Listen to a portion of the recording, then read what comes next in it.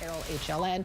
Joining me now to talk, Rashad Robinson, Executive Director of colorofchange.org, law enforcement analyst Tom Fuentes, and Tim Wise, author of the books Colorblind, Dear White America, and Between Barack and a Hard Place. Welcome to all of you. I want to start with you, Rashad. Have things changed since the death of Trayvon Martin? Yeah, I think things have changed. A whole new generation of young black people have come into political consciousness through that story. Organizations and infrastructure has been built like BYP, Black Youth Project 100, BYP 100, Million Hoodies, other organizations around the country that are doing work. And just as importantly, and really importantly in terms of how these issues, play themselves out in the public policy space, district attorneys in cities around the country are now facing a new sense of energy about how they actually deal with instances when black people are hurt and harmed by vigilante or police, and how they actually deal with those situations. We saw what Angela Corey, the district attorney in Florida, did or didn't do, and now that electoralized a whole new generation where now district attorneys are being kicked out of office. So yes, things have changed in terms of people's consciousness, people's mobilization, while at the same time, so much has not changed in terms of the written and unwritten rules that black people deal with every single day. Okay, Tom, I'm going to ask you that same question. How has Trayvon Martin's death changed things in America? Well, I think, Carol, one of the changes that I see that's not for the better is that in the last couple of years, we've had this lack of compliance, I'll put it. So if a police officer makes a traffic stop, may I see your license, please? No. Would you step out of the car, please? No. The person takes off running. They have to wrestle. And I think that what's happened now is that we're asking uniformed police officers on the street to be Harvard debaters if the person starts arguing with them, Olympic track stars if the person takes off running, or Olympic wrestlers if it comes to that. And I think that's a sad thing. And we've had, this lack of respect. And it kind of goes back to, I was a street cop in the 70s near Chicago, and we kind of had that then. We were pigs, we were spit on, lack of respect for that. And I see a little bit of return to that. So I had 6 years as a police officer and 30 as an FBI agent. And that's the part I regret, is the lack of just respect for authority in general. And, and I think it's helped contribute to a lot of the violence that we see both ways, police officers injured or shot, or individuals in the community being injured. So Tim, you've heard both sides of the equation. So is there any agreement somewhere in the middle? No, what I think we have to start with is an understanding of history. To expect black America to respect law enforcement, given the fact that the history of law enforcement, usually unacknowledged by those who come out of it, has been one of consistent which black folks have lived. And I'm not just talking about 100 years ago.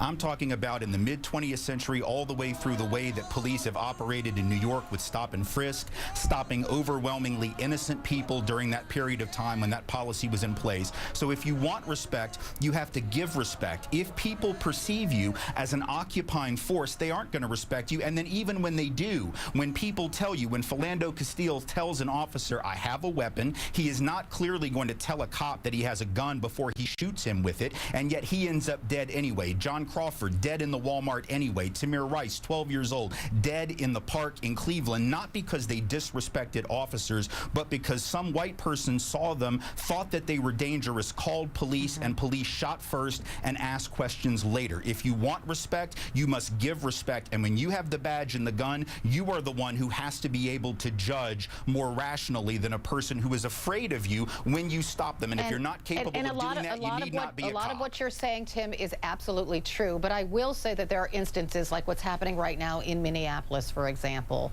when, in my mind, there is a man and a gun in a neighborhood. The neighbors called and said he was firing the gun. You could clearly see the gun, right? He's running down the street. He turns, according to officers, and fires at them. And then officers return fire and kill the man as he's running. And when the district attorney tried to explain why these officers were not facing charges, this is what happened. And then we'll talk about that on the other side. tired of being hunted down and shot, and then there's white people coming here and tell us it's all right to kill us. We're tired of that. And we want the officers arrested in the next 48 hours, or there will be further consequences. Right. And that is all we have to say. Mike Freeman, you better think long and hard in regards to prosecuting these officers, because if you don't... Phone banking season, door knocking season. Election year. I'll let you finish that. Okay, so Rashad, I understand the passion and the anger, but when you ignore all of the evidence and make threats, I don't know if that brings anybody to better understanding. And so we're still there, it seems. I guess the question is, what does bring people to better understanding? We've had now video after video of black people being hurt and harmed by police over and over again. And we never hear from the Fraternal Order of Police. We never hear from police departments saying that it's anything more than maybe a bad apple here, a bad apple here. We never hear them push forward for structural changes.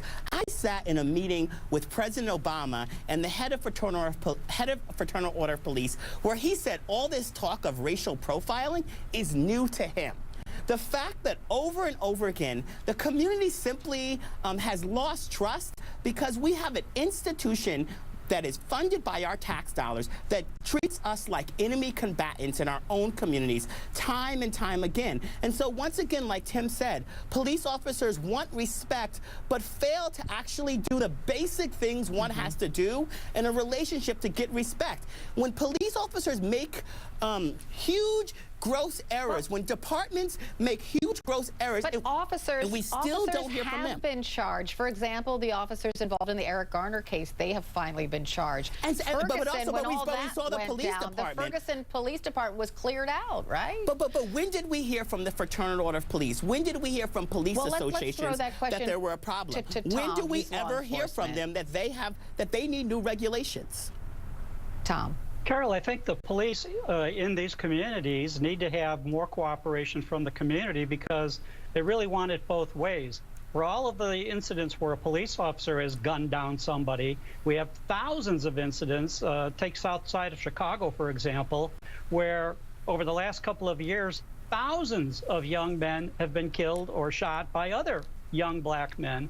And the only way to help bring that down is for the police to try to do stop and frisk and other proactive measures to take those guns off the street. So why does the Fraternal Order of Police support the NRA? The police are going to have the ability to do those kind of proactive measures, you know, and be responsible and be reasonable. But to say that the police are completely oppressing, the real oppression in many of these communities are parents that are afraid to send their children to school because they're going to be shot and killed by other children, not by the police. So Fraternal Police should stand up against the NRA. They should stand up against more guns in communities. But they actually don't do that thing. They don't do that. And they have to stand up when officers, in fact, engage in bad shoots and acknowledge they're doing it. But time after time after time, the Fraternal Order of Police operates as essentially a protection racket for every officer on the street. I don't remember the last time that the Fraternal Order of Police came out and actually said, you know what, our guy or our woman or whoever it was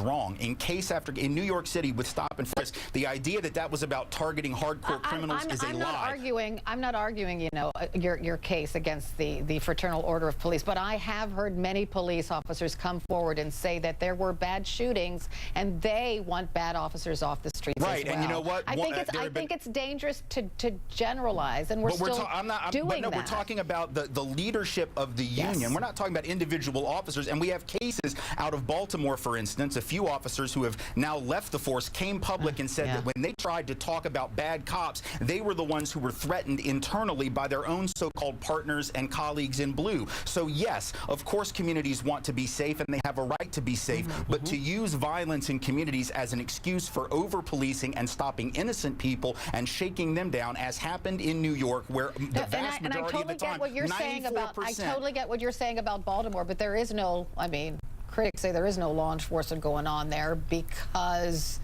it's just too politically hot right now, and that's not good either, right? If officers are not able to do their job without treating people as if they are de facto criminals, then they ought not be on the force. That's the issue. And let me finish this statistic, because I've tried a couple times now. In New York City with stop and frisk, 94% of the people who were stopped over a 13-year period didn't even get a citation that held up in court, let alone arrested. This is not going after the bad guys. It's not going after the shooters. In New York City, only 15% of the people being stopped were they even investigating a violent crime. They were stopping people for suspicion of drugs, even though white folks do drugs just as often. That's why black and brown communities don't trust the police. I know. I'm going to let Tom get in the last word, and then I got to end it here, but I think this has been a valuable conversation. So, Tom, take it away.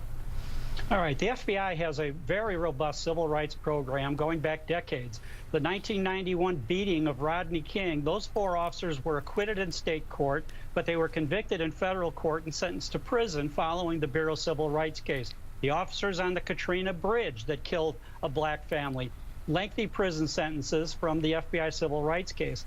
And you still see that over and over, you know, where that case is being done. Now, what's interesting about the Garner case in New York is Loretta Lynch was the U.S. attorney in the Eastern District.